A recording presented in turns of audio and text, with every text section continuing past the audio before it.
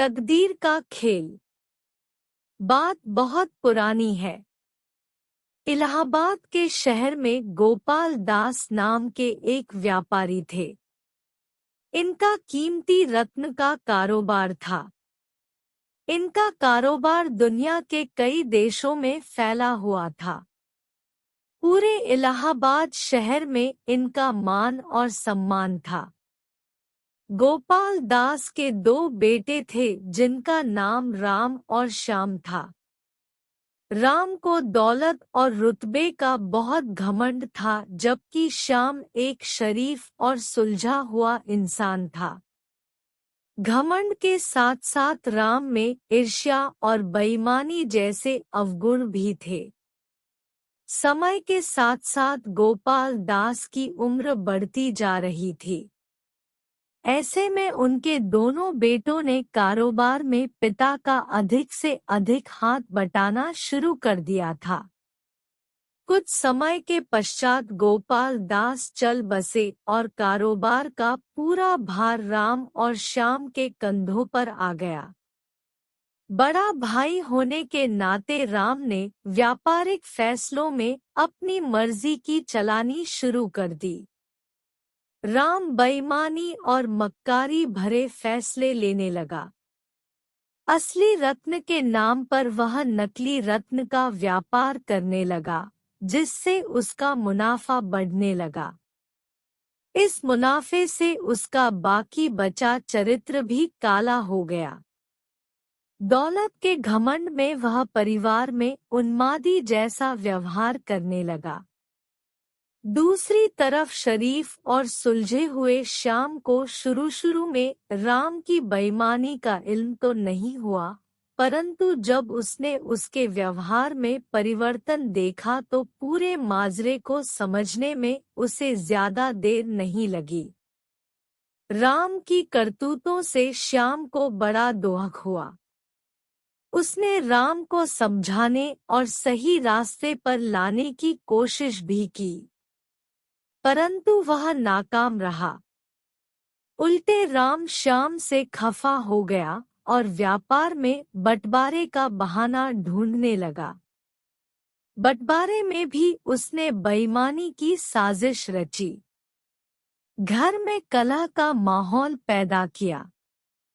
अंततः राम अपनी साजिश में सफल रहा और श्याम के हिस्से के व्यापार पर भी वह कब्जा कर बैठा। राम के व्यवहार से दुखी होकर श्याम ने शहर में दूसरी जगह अपना ठिकाना बनाया और रत्न के अपने व्यापार को नए सिरे से शुरू किया। ईमानदारी की नींव पर शुरू हुआ श्याम का व्यापार जल्दी ही चल निकला। एक तरफ जहां श्याम की ख्याति देश और विदेश में बढ़ने लगी, वहीं दूसरी तरफ राम की करतूतों की पोल खुलने लगी थी। नकली रत्न के व्यापार के कारण रत्न बाजार में राम की साख को जोरदार धक्का लगा और उसके व्यापार का दायरा सिमटने लगा। अंततः नौबत यहाँ तक आ गई कि बाहर क्या, अपने शहर का भी कोई व्यापारी राम का नाम लेने से भी तौबा करने लगा। अब तो नौबत यहाँ तक आ गई कि राम को धन के अभाव में अपना घर, दुकान, सामान तक बेचना पड़ रहा था। जल्दी ही राम के हाथ से सब कुछ निकल गया और वह परिवार सहित सड़क पर आ गया। अब राम को अपने किए पर पछतावा हो रहा था, परंतु उसकी तकदीर ने जो खेल खेल दिया था उससे आसानी से पीछे आना उसके लिए संभव नहीं था। दूसरी तरफ श्याम की तकदीर का खेल था, जिसकी बदौलत वह रंग से राजा बन गया था। जब राम की बदहाली की खबर श्याम को लगी तो उसे बड़ा दुख हुआ। पुरानी बातों को भूलकर वह भागा भागा अपने बड़े भाई राम के पास पहुंचा और राम के लाख मना करने के बाद भी उसे परिवार सहित अपने पास ले आया। यह भी तकदीर का ही खेल था कि जिस भाई के साथ राम ने बदसलूकी कर उसे सड़क पर पहुंचा दिया था, वही भाई आज उसे सड़क से उठाकर अपने घर में ले आया था।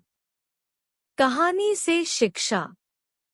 इस कहानी से यह शिक्षा मिलती है कि तकदीर कब किसके साथ क्या खेल खेल दे इसका अंदाजा कोई नहीं लगा सकता।